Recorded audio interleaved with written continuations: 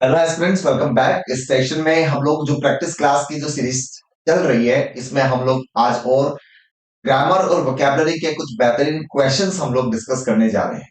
उम्मीद है कि ये सीरीज आप लोगों के लिए काफी बेनिफिशियल प्रूव हो रही है और आप लोग इन और ये जो कॉन्सेप्ट्स आप लोगों को जो पढ़ाए जा रहे हैं, ये आपको एग्जाम में काफी हेल्प करेंगे और आप लोग इनको एंजॉय कर रहे हैं। तो चलिए बिना किसी देरी के हम लोग सेशन को स्टार्ट करते हैं। हाँ, आप लोगों से ये निवेदन जरूर रहेगा कि सेशन आप देखें तो आप आगे भी शेयर करें ताकि दूसरे स्टूडेंट्स को भी हेल्प मिले और हमारे चैनल को भी ग्रो होने में हेल्प मिले। तो मैं आपका हूं, आप मेरे हैं। तो इसी बात के साथ हम लोग स्टार्ट करते हैं अपने सेशन को।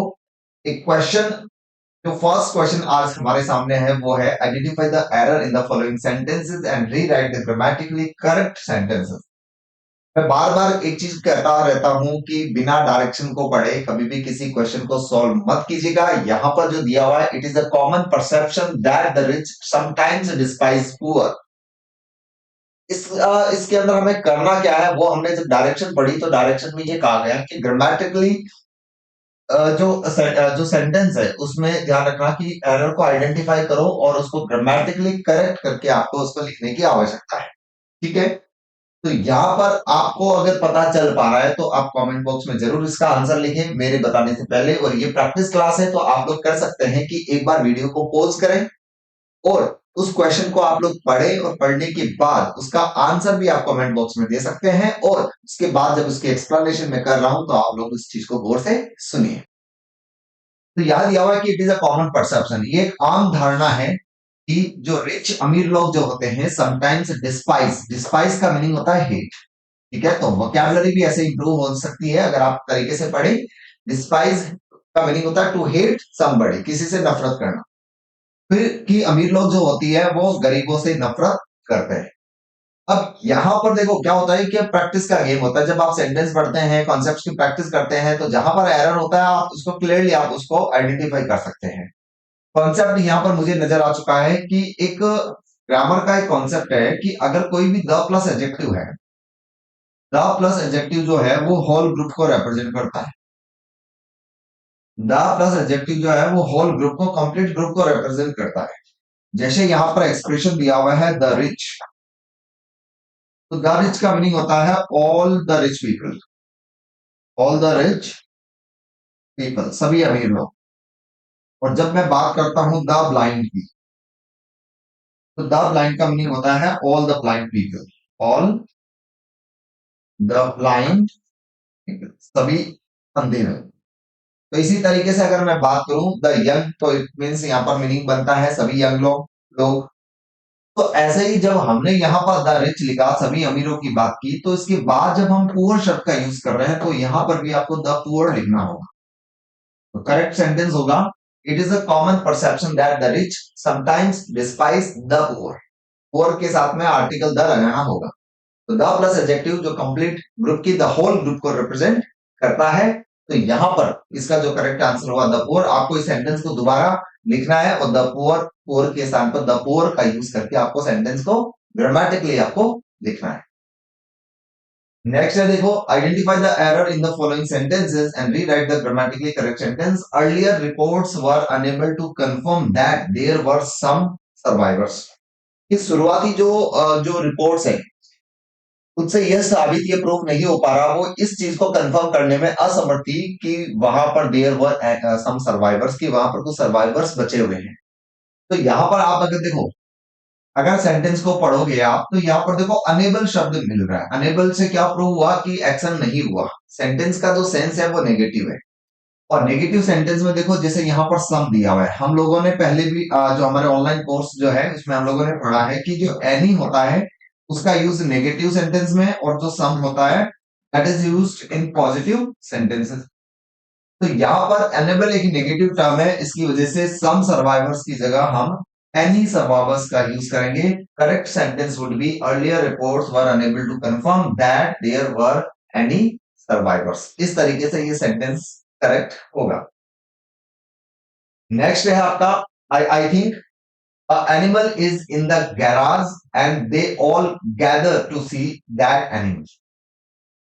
सिंपल सी बात है कि मुझे ऐसा लगता है कि गैराज में एक एनिमल, एक जानवर घुस आया है और सभी लोग उस एनिमल को देखने के लिए वहां पर गैराज के आगे या गैराज में इकट्ठे हो रखे हैं। सेंटेंस का जो एरर है बहुत ही सिंपल सा एरर है, बस वो अगर पकड़ में आ जाए वो एरर तो चीजें सिंपल होती है, नहीं तो सिंपल सी चीज भी हमारे लिए काफी डिफिकल्ट हो जाती है। और सारा गेम प्रैक्टिस का ही है, मान के चलेगा, इसके पीछे कोई रॉकेट साइंस नहीं है। मुझे भी सेंटेंस को पढ़ते हुए अगर जो एरर नजर आ रहा है तो वो मेरी प्रैक्टिस का ही गेम है। ठीक है, तो मेरी प्रैक्टिस आप लोगों से ज्यादा है तो मैं जल्दी उस एरर को फाइंड आउट कर पाऊंगा। आपकी प्रैक्टिस अगर मुझसे ज्यादा है तो आप जल्दी आइडेंटिफाई उसको कर पाएंगे, बस गेम इसी का है। तो यहाँ पर है आई थिंक अ एनिमल। जब आप सेंटेंस पढ़ेंगे तो आपको पता होना चाहिए अ एनिमल हम लोग पढ़ते हैं कि एनिमल शब्द जो है एक ऐसा वर्ड है जो वाउल साउंड से स्टार्ट हो रहा है, और किसी भी वाउल साउंड से स्टार्ट होने वाले शब्द से पहले आर्टिकल ए और एन से अगर हमें चूज करना हो तो हम आर्टिकल एन का यूज करते हैं।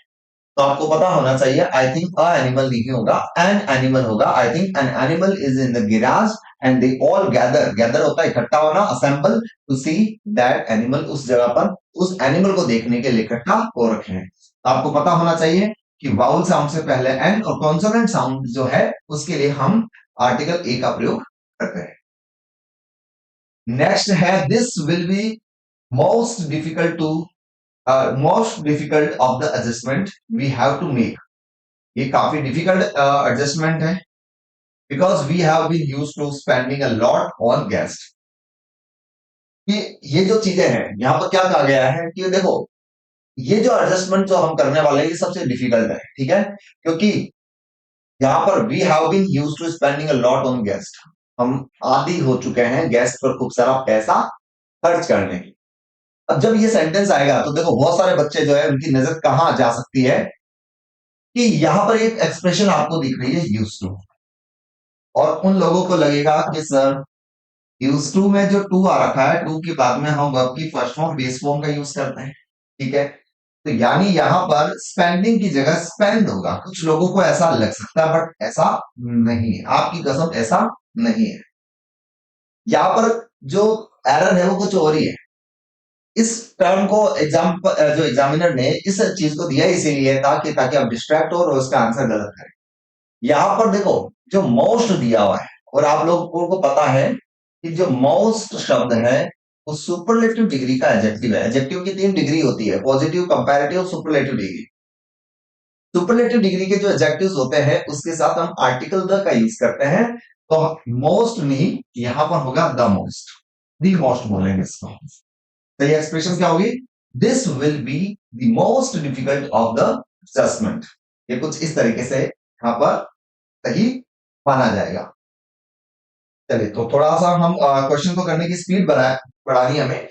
आगे आने वाले 10 से 15 दिन बाद में मुझे ऐसा करना है कि मैं एक क्लास के अंदर 100 क्वेश्चन आप लोगों को करवाऊं। देखो मेरा तो यही मानना है कि उसेन बोल्ट का एग्जाम्पल जिसे मैं क्लास में देता रहता हूँ, कई बार बच्चे कहते हैं कि सर इस एक क्वेश्चन के लिए आप 200 300 400 क्वेश्चन की प्रैक्टिस करवा रहे हो, ये कुछ ज्यादा नहीं है, बिल्कुल ज्यादा नहीं है। मैं इसीलिए उसेन बोल्ट का एग्जाम्पल देता हूँ कि उसेन बोल्ट जब ओलंपिक्स में जब पार्टिसिपेट करता था तो उसकी रेस 10 सेकंड्स की होती थी, लेकिन 10 सेकंड्स के लिए 5 साल की, सालों की प्रैक्टिस वो करता था। डेली कितने घंटे वो रेस करता था, दौड़ता है, रनिंग करता है, तब जाकर वो ओलंपिक्स में जो 10 सेकंड्स की रेस है उसमें वो जीत पाता है। तो एग्जाम में जो क्वेश्चन आए उसके लिए आपको हंड्रेड्स ऑफ क्वेश्चन की, थाउजेंड्स ऑफ क्वेश्चन की प्रैक्टिस करनी होगी, तब एग्जाम में आने वाले जो गिने चुने क्वेश्चन है जो आपके सही होंगे। तो यहाँ पर देखो, if she if I will be rich, क्या कहा है, if I will be rich I would travel.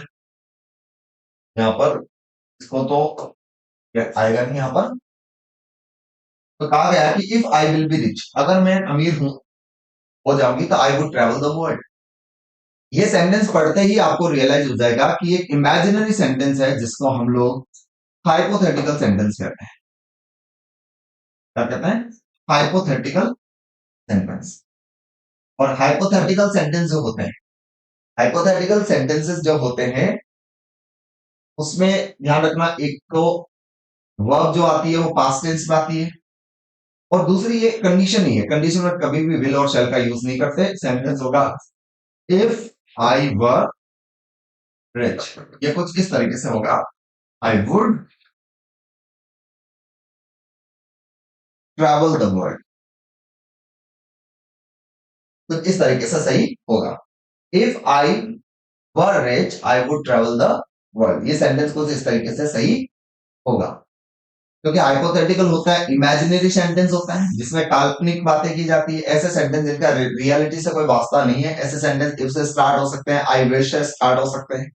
ऐसे सेंटेंसेस हमेशा पास्ट में रहते हैं, और पास्ट में भी हम हेल्पिंग वर्ब की तरह तरह से वर्ब का यूज करते हैं या वर्ब की सेकंड फॉर्म का यूज करते हैं। तो यहाँ पर, और दूसरी चीज कंडीशन के अंदर, कंडीशनल क्लोज के अंदर कभी भी विल और शैल नहीं आता है। तो इफ जो क्लोज आ गई, इफ क्लोज के अंदर कभी भी विल और शैल नहीं आता, तो यहाँ पर विल तो वैसे भी गलत है। तो इस कॉन्सेप्ट को अप्लाई करके आपको ध्यान रखना है, इफ आई वर रिच, ये सेंटेंस सही होगा। काश आकाश में एक पक्षी होता तो मैं आकाश में, I would travel the world, मैं पूरी दुनिया का भ्रमण कर देता, ऐसा कुछ कहा गया है। नेक्स्ट है, if he studied harder she would have passed the exam. If आते ही हमें पता चला कि बात कंडीशनल क्लोज की हो रही है, और कंडीशनल क्लोज जो होती है, इफ क्लोज जिसकी हम लोग बात कर रहे हैं, इस कंडीशनल क्लोज में हमने पहले भी पढ़ा, V1 होती है। तो जो दूसरी वाली जो क्लोज होती है, जो मेन क्लोज होती है, उस मेन क्लोज के अंदर हम विल का यूज करते हैं। और जो इफ क्लोज जो होती है, जो सेकंड फॉर्म जिसमें होती है, मेन क्लोज जो होती है, उसमें हम लोग वुड का यूज करते हैं। और had plus V3, had plus V3 जो होती है, तब हम मेन क्लोज में वुड हैव प्लस V3 का यूज करते हैं। वुड हैव प्लस V3, इसका हम लोग यूज करते हैं। तो यहाँ पर if he studied harder, study verb की कौन सी फॉर्म है, सेकंड फॉर्म। तो यहाँ पर ये वाला जो पार्ट रहेगा, ये वुड प्लस V1 में रहेगा, तो क्लोज सही होगी वुड पास। सेंटेंस ऐसा हम लिखेंगे, if he studied harder he would pass the exam. और आप चाहे तो इसको ऐसे भी लिख सकते हैं, if he had studied harder he would have passed the exam। दोनों तरीके से आप इसको सही कर सकते हो। आप चाहो तो इसमें देखो, आपको ये जो है, दोनों जो सीक्वेंस है ये रखनी है। अब आप अगर V2 लिखते हैं तो इधर वुड प्लस V1 लगा सकते हैं, और इधर हैड प्लस V3 लिखते हैं तो आप वुड हैव प्लस V3 लगा सकते हैं। तो सेंटेंस को चाहे आप इधर करेक्शन कर दो, चाहे इधर करेक्शन कर दो, यहाँ पर आपको तो वहां पर उसको दोबारा से लिखने की आवश्यकता है। चलिए नेक्स्ट देखो, you are abstain to speak ill of others. क्या कहा, यू आर अब्सटेन। अब्सटेन का मीनिंग होता है रोका हुआ, किसी को रोकना, कोई काम करने से, कोई एक्टिविटी करने से रोकना, दैट इज कॉल्ड अब्सटेन। और एक बात ध्यान रखनी है आपको, कि अब्सटेन जो शब्द है, अब्सटेन वर्ड जो होता है, जिसका मीनिंग होता है डिटेच, अलग होना। और अब्सटेन, रिफ्रेन, डिबार, प्रिवेंट, ये जो वर्ड्स होते हैं, इन वर्ड्स के साथ हम प्रेपोजिशन फ्रॉम का यूज करते हैं। इन वर्ड्स के साथ हम प्रेपोजिशन फ्रॉम का यूज करते हैं। तो यहां पर ध्यान रखने की जरूरत आपको क्या पड़ेगी, कि यू आर अब्सटेन जो आएगा, तो इसको आप लोग करेंगे, you are abstain from speaking, from speaking ill of others. आप इस तरीके से उसको यूज करेंगे, you are abstain from speaking ill of others. ऐसे इस सेंटेंस को हम लोग सही कर देंगे। तो अब्सटेन के साथ होता है फ्रॉम प्रेपोजिशन आता है। नेक्स्ट है, he passed by me without making a course और कोर्स कमेंट। देखो, rewrite the choosing the appropriate expression to form a meaningful sentence. यहाँ पर दो शब्द दिए हुए हैं, COURSE, COURSE, और एक शब्द दिया हुआ COARSE। ये कंफ्यूजेबल वर्ड्स है, एग्जाम में आपके यहाँ कंफ्यूजेबल वर्ड्स आते हैं, और यहाँ पर कंफ्यूजेबल वर्ड्स, इन दोनों वर्ड्स में से एक सेलेक्ट करना है। तो देखो, इस कोर्स का मीनिंग होता है वे, रास्ता। और इस कोर्स की अगर हम बात करते हैं, COARSE, इस कोर्स का मीनिंग होता है रफ। कोई अगर चीज खुरदरी है, तब हम बोलते हैं COARSE, कोर्स। और नदी के रास्ते के लिए वर्ड यूज करते हैं कोर्स। आपके सिलेबस में भी कोर्स होता है, सिलेबस के लिए भी कोर्स शब्द यूज करते हैं। तो यहां पर कहा गया है, he passed by me without making a coarse comment. Comment की बात हो रही है। तो कोई व्यक्ति अगर आपके पास से निकल रहा है, तो वो क्या बात वे की कर रहा है या रफ कमेंट की बात कर रहा है? तो ऑब्वियसली यहाँ पर कमेंट से पता चला कि कोर्स रफ कमेंट का यहाँ पर मीनिंग कन्वे किया गया है, कोई ऐसी बात जो आपको हर्ट कर दे। फिर आया हुआ है rewrite choosing the appropriate expression to form a meaningful sentence. वही बात, इलीगल स्टेशनरी और स्टेशनरी की बात हुई। द पुलिस सीज्ड का मतलब जब्त कर लिया। द थीफ, पुलिस ने चोर को पकड़ लिया विद इलीगल स्टेशनरी, और स्टेशनरी दो शब्द दिए हुए हैं। ये जो स्टेशनरी शब्द है देखो, STATION ये स्टेशनरी जिसमें ARY आ रहा है, ये स्टेशनरी होता है जो चीज स्टेबल होती है, मोशनलेस होती है, जो गतिहीन होती है, जो एक जगह स्थिर होती है, और जिसके अंदर हम ERY लगाते हैं। ERY स्टेशनरी, इसका जो मीनिंग होता है वो होता है जो ऑफिस आइटम्स होते हैं, जो ऑफिस आइटम्स होते हैं, नोटबुक, पेन, पेंसिल, ये सब स्टेशनरी में आती है। तो यहाँ पर देखो, पुलिस ने चोर को पकड़ा किसके साथ में, पूरे स्टेशनरी के, इलीगल स्टेशनरी के साथ, यहाँ पर ही आ जाएगा। और किसी व्यक्ति की क्वालिटी होती है stationary, the sun is stationary and the earth moves around the sun, अगर वो स्थिर है तब हम इसका यूज करते हैं। चोर जो है उसने स्टेशनरी के सामान को चुराया, तो पुलिस ने उसको सामान के साथ में जब्त कर लिया, पकड़ लिया, तो यहाँ पर ये वाला स्टेशनरी आ जाएगा। नेक्स्ट है he got used to drive when he was in London। देखो इन क्लास में क्वेश्चन को जो सिलेक्ट करने का जो तरीका है उसको आप समझो। आपको एक सेंटेंस जो इस तरीके से सीक्वेंस में दिए जाते हैं कि ताकि आपको कम टाइम में, जैसे मेरी जो क्लास रहती है 30 मिनट्स 40 मिनट्स की, इसके अंदर आपको मैं उतना ही कंटेंट में अच्छे तरीके से पढ़ा देता हूँ, जिनको नॉर्मल वे में अगर हम पढ़ाएं तो 1.5 घंटा भी लग जाए, 1.25 घंटा भी लग जाता है, क्योंकि बात सिर्फ कंटेंट की हम करते हैं। ठीक है, तो यूजलेस टॉक ना तो हमें पसंद है, और अगर करते करते भी है तो वो कहीं ना कहीं हमारे उस कंटेंट से रिलेटेड है। तो यहाँ पर आया he got use to drive, देखो यूज टू आ रखा है और इधर आ रखा है ड्राइव। अभी थोड़ी देर पहले क्वेश्चन आया था जिसमें आपको पता है यूज टू के बाद में V1 आना था, हमने कहा कि यहाँ पर आईएनजी सही है। तो आपको एक बार बता दूं कि जो यूज टू शब्द होता है, यूज टू, ये एक मॉडल की तरह यूज होता है, तब उसके बाद V1 आता है, 2+V1 आता है। तो 2 आ गया तो इसमें V1 यानी वर्ब के फर्स्ट फॉर्म का यूज करते हैं। और यूज टू का यूज कभी कभी एडजेक्टिव की तरह भी होता है, तब हम उसके बाद बी आईएनजी का यूज करते हैं, उसकी आईएनजी फॉर्म का यूज करते हैं। अब सवाल ये कि सर पता कैसे चलेगा कि मॉडल है या ये एडजेक्टिव है? तो आपको मेरी बात ध्यान से सुनने से, आपको ध्यान रखना है यूज टू के बाद फर्स्ट फॉर्म लगानी है। क्या बोला मैंने? यूज टू के बाद फर्स्ट फॉर्म लगानी है। लेकिन अगर एग्जाम में कहीं पर भी इज, एम, आर, वॉज और वर और गैर, ये वर्ब अगर आ रही है और इसके बाद में अगर यूज टू आ रहा है, तब आप भी आईएनजी का प्रयोग कर देंगे। आई इजएमआर वॉज वर गैट और यूज टू आ रहा है, तो आप इजएमआर आईएनजी का प्रयोग जो आ रहा है इसके बाद में आप आईएनजी का प्रयोग कर देंगे। यहाँ पर आया हुआ he got use to drive, देखो गॉट आ रखा है, यूज टू आ रखा है, तो जब ड्राइव नहीं आएगा, ड्राइविंग शब्द आएगा। ठीक है, और वही अगर ऐसा होता, देखो देखो एक मैं लिखूं आप सामने, I am use to taking tea, I am use to taking tea, मैं चाय पीने का शौकीन हूँ। और I use to take tea, मैं चाय पीने का शौकीन था, कभी मैं चाय पिया करता था। यहाँ पर जो यूज टू है ये पास्ट हैबिट के लिए आता है, as a modal use to जो होता है वो पास्ट हैबिट के लिए आता है। के लिए आता है, पास्ट हैबिट के लिए।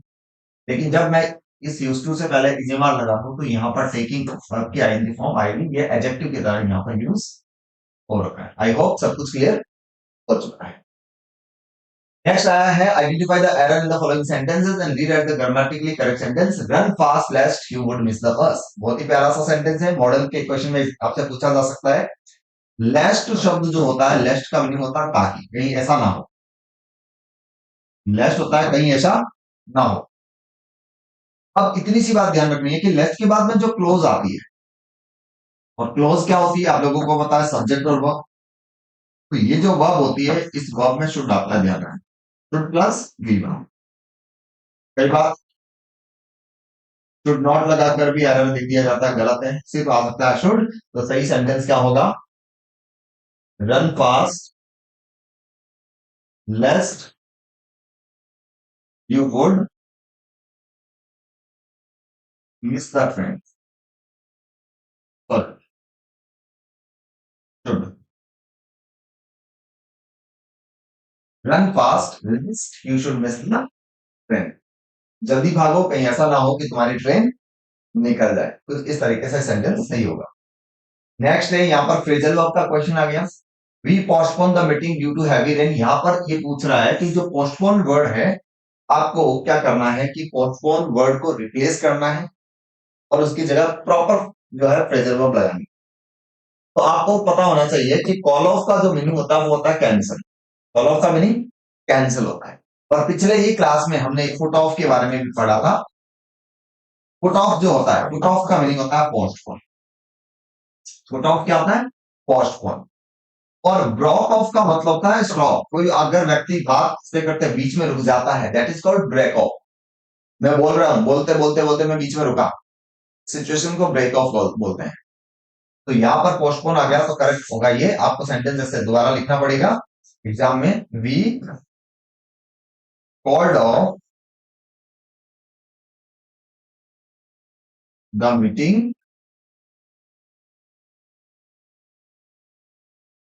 Due to heavy rain. Heavy rain, भारी बारिश के कारण हमने मीटिंग को कॉल ऑफ पोस्टपोन कर दिया, पुट ऑफ कर दिया। सॉरी, पोस्टपोन की बात होगी ना, स्टॉप ये लगाना है, मैं गलत लगाया ये। पोस्टपोन के लिए पुट ऑफ, कैंसिल होता तो कॉल ऑफ का यूज करते हैं लोग। ठीक है, इसको रिकरेक्ट कर लेना। पोस्टपोन है तो पुट ऑफ। फिर आया हुआ he quit smoking last year. Quit, देखो गैव अवे और गैव अप। गैव अवे का मीनिंग होता है डिस्ट्रीब्यूट करना। अगर स्कूल में जो विनर्स आ रहे हैं किसी कंपटीशन के अंदर, उनको जो प्राइज डिस्ट्रीब्यूट किया जाते हैं उनको हम लोग क्या बोलते हैं? Give away. और गिव अप का जो मीनिंग होता है, गिव अप का मीनिंग होता है कोई चीज त्याग देना, छोड़ देना, रिनाउंस कर देना। क्या बोलते हैं? रिनाउंस, त्याग देना। तो यहाँ पर है he quit smoking last year, he gave up smoking last year. ये वाला सही यूसेज यहाँ पर होगा। उसके बाद आ गया आई couldn't tolerate his rude behaviour. यहाँ पर टॉलरेट शब्द आया हुआ, देखो टॉलरेट बर्दाश्त करना, और बर्दाश्त करने को पुट अप विद बोलते हैं। टॉलरेट करना, बर्दाश्त करना, put up with. I can't, I could not put up with his rude behaviour. मैं उसके रूड बिहेवियर को बर्दाश्त नहीं कर पाया। तो यहां पर आया I couldn't tolerate his rude behaviour. सही एक्सप्रेशन यहां पर ये मानी जाएगी। नेक्स्ट क्या है? Identify the error in the following sentences and rewrite the grammatically correct sentence. We were not used to get up early. तो हमने पहले भी देखो अभी बात की थी कि जो यूज टू है, यूज टू के बाद वी वन आता है, लेकिन यूज टू से पहले अगर बी वर्ब आ गई, इजन और वॉज वर्ब आ गया, तो यूज टू के बाद आने वाली वर्ब आईएनजी फॉर्म में रहेगी। तो यहाँ पर गेट नहीं आएगा, यूज टू गेटिंग आएगा। We were not use to getting up early, तो जल्दी उठने के आदि नहीं है, कुछ ऐसा यहां पर बना। और नेक्स्ट है he insisted to go with me. अब देखो इंसिस्ट जो वर्ड होता है, इसके साथ में ये प्रपोजिशन का है। इंसिस्ट, इंसिस्ट के साथ ऑन आता है, इंसिस्ट ऑन। किसी व्यक्ति पर अगर हम कोई काम करने का दबाव डालते हैं तब हम इंसिस्ट ऑन करते हैं। Insist on, he insisted on. फिर दूसरी चीज यहाँ पर यह है कि इंसिस्ट ऑन कोई भी प्रपोजिशन के बाद वर्ब जो आती है वो आईएनजी फॉर्म में आती है, वो आईएनजी फॉर्म में आती है। सही सेंटेंस क्या होगा? ही insisted on going with me. He insisted on going with me. ये करेक्ट जो है होगा। नेक्स्ट देखते हैं, she asked me that I had completed the assignment or not. देखो he asked me, ये नरेशन का क्वेश्चन है। और नरेशन के क्वेश्चन में देखो यहाँ पर आपको पता होना चाहिए, जब आस्क की बात हुई है तो उसने मुझसे पूछा है, और इट मीन्स आगे जो सेंटेंस है वो इंट्रोगेटिव है। और इंट्रोगेटिव सेंटेंस में जो कंजंक्शन होता है वो या तो होता है इफ या होता है वेदर, या तो होता है इफ या होता है वेदर। इंट्रोगेटिव आपने पढ़े होंगे, नरेशन। तो नरेशन में जो इंट्रोगेटिव सेंटेंस जो हेल्पिंग वर्ब से स्टार्ट होते हैं उनको हम लोग जब कनेक्ट करते हैं तो कंजंक्शन इफ या वेदर का यूज करते हैं। अब कुछ लोग अगर इफ लगा देंगे तो भी सेंटेंस गलत हो जाएगा। गलत इसलिए होगा क्योंकि जो इफ है और यहां पर देखो और नॉट है। इफ और का पेयर कभी नहीं बनता, हाँ पेयर बनता है तो वो वेदर और का बनता है। तो यहां पर क्या हुआ, she asked me if I had completed the assignment or not, गलत है। She asked me whether I had completed the assignment or not, the correct answer would be whether. फिर आया हुआ rewrite the sentences using suitable phrasal verb. The car stop functioning suddenly. यहां पर car के stop होने की बात हुई, गाड़ी चलते चलते सडनली रुक गई, इसको हम लोग बोलते हैं ब्रेक डाउन। और इसकी जगह हम क्या लगा देंगे, ब्लॉक डाउन। ध्यान रखना जब भी कोई भी मशीन अगर काम करना बंद कर दे, कोई भी मशीन अगर फंक्शन करना बंद कर दे, स्टॉप कर दे, उस सिचुएशन को बोलते हैं break down. My car broke down, गाड़ी खराब हो गई। तो ऐसे हम इलेक्ट्रिसिटी के लिए भी बोलते हैं, इलेक्ट्रिसिटी खराब हो गई, कहीं बंद हो गई, लाइट चली गई, तो हम बोलते सकते हैं इलेक्ट्रिसिटी ब्रेक डाउन, ऐसे हम बोल सकते हैं। मशीन ब्रेक डाउन होती है तो हम सही सेंटेंस क्या लिखेंगे, the car broke down suddenly, ऐसे हम लोग बना देंगे। फिर यहाँ पर वही एरर का आ गया, the injured player was took. देखो बहुत ही सिंपल सा बात है, the injured player was took to the hospital by ambulance. अरे वॉज टुक नहीं होगा, वॉज टेकन होगा, was taken. The injured player was taken to the hospital by ambulance. Injured player को एम्बुलेंस से हॉस्पिटल ले जाया गया। तो यहाँ पर हो गया 17। नेक्स्ट है identify the error in the following sentences and rewrite the grammatically correct sentence. Let the lights are turned off before you leave the room. देखो पैसिव वॉइस का ये सेंटेंस है। आपने अगर पैसिव वॉइस ध्यान से पढ़ा है तो आपको पता हुआ है कि पैसिव वॉइस के अंदर हम लेट और लेट के बाद में ऑब्जेक्ट और उस ऑब्जेक्ट के बाद में जो वर्ब रखते हैं वो बी प्लस बी थ्री में रखते हैं। तो यहाँ पर आर टर्न नहीं होगा, बी टर्न ऑफ हो जाएगा। हम क्या बोलते हैं, let the door be open. आपने ये पढ़ा होगा, let the door be open, ये आपने पढ़ा होगा, let the door be open. तो देखो let the lights be turn off before you leave the room, यहाँ पर बी का यूज किया जाएगा। नेक्स्ट है no sooner had he arrived when the meeting started without delay. तो यहाँ पर देखो सेंटेंस नो सूनर से स्टार्ट हो रखा है। एक बहुत ही प्यारा सा कॉन्सेप्ट आप लोगों को बताऊंगा कि जब सेंटेंस नो सूनर से स्टार्ट हो, या सेंटेंस हार्डली से स्टार्ट हो, या सेंटेंस केयरफुली से स्टार्ट हो, तो ऐसी सिचुएशन में ध्यान रखना है कि जो भी सब्जेक्ट आएगा उस सब्जेक्ट से पहले हेल्पिंग वर्ब आएगा। सब्जेक्ट से पहले क्या आएगी, हेल्पिंग वर्ब। ठीक है। और दूसरी बात कि नो सूनर वाला सेंटेंस कंजंक्शन देन से कनेक्ट होता है और हार्डली और स्केर्सली वाला सेंटेंस कंजंक्शन व्हेन से कनेक्ट होता है। तो यहाँ पर no sooner had he arrived when आ रखा है, व्हेन नहीं, हम देन से इसको कनेक्ट कर देंगे। No sooner had he arrived than the meeting started without delay. क्या हुआ कि जैसे ही वो आया तो मीटिंग जो है बिना किसी देरी के शुरू हो गई। नेक्स्ट है आपका it is time we take against corruption, we take action against corruption. Sentence it is time से स्टार्ट हो रखा है। हमने पढ़ा है कि जब भी हमारा कोई भी sentence it is time, it is high time, it is about time से स्टार्ट हो, बाद वाली क्लोज पास सिंपल में वर्ब की सेकंड फॉर्म में रहती है। It is time we take नहीं वी टुक होगा। It is time we took action against corruption in all sectors. Time मौका है, समय है कि हम हर सेक्टर में करप्शन को रोकें।